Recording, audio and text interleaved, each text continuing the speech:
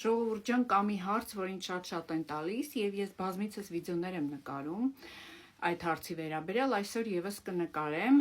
երբ որ ասում եմ, որ բռնարար մարդուց պետք է մեկ րոպե շուտ հեռանալ, բնականաբար այնտեղ հարց է ծագում, բայ եթե տեղ չունեմ գնալու, ենթադրենք ծնողներս չեն ընդունում, երեխաներ ունեմ կամ ֆինանսներս թույլ չեն տալիս, չեմ աշխատում, ինչ անեմ։ Հարգելիներս, երբ որ մարդը որոշում ամուսնալուծվել, դա մի վայրկյան չի տևում, այսինքն ժամանակ է պետք, որպեսզի բռնարարը իր գործ անի, մարդու համբերության բաժակն է լցվի, հասկանա, որ նա չի ուզում փոխվել, որ նոր ամուսնալուծվի, մարդկա ասի, ընդհանրեն 20 տարի հետո է ամուսնալուծվում, մարդկա 5 տարի հետո, այսինքն դա ինչ-որ ժամանակ է պահանջում, այնպես չի, որ այս վայրկյանին վերցեցիր ու գնացիր, գնալու տեղ չունես, իսկ այդ ժամանակահատվածում մենք ինչ ունենք ուղեղ, որը որ եթե մարդը շատ է ցանկանում, իրոք ցանկանում է, հնարավորություններ է փնտրում, հա, ցանկացած խնդրի համար կա լուծում, եթե նորից եմ կրկնում, մարդը ցանկանում է։ Օրինակ պատկերացրեք, եթե դուք ծարավ եք,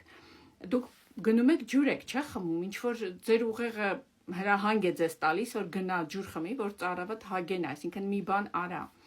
Եվ անիմաստ է նստել սպասել ծարավը ինքը կանցնի, կամ ոչինչ, ես ծարավ նստեմ,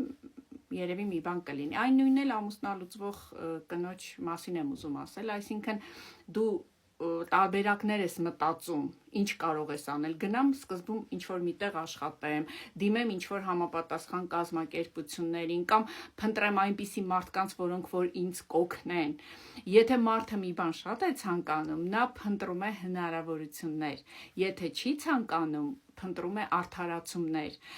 կարող է ենթագիտակցաբար չի ցանկանում, կարող է ինչ-որ մեկ այո, գիտակցաբար ուզում է հեռանա, բայց ինչ-որ մի բան իր ենթագիտակցության մեջ դա թույլ չի տալիս անել, այլ սա էլ մարդը պետք է ինքնավելուծություն անի, հասկանա ինչու է ինքը բռնարարի հետ, ինչու է իրան ձեռք տալիս այդ զոհի դերը, ինչն է պատճառը,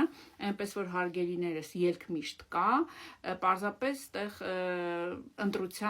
ընտրությունն է կարևոր, թե որը դուք կընտրեք, եւ իհարկե ես վստահ եմ, որ դուք կընտրեք ճիշտ տարբերակը, լավ օր ձեզ։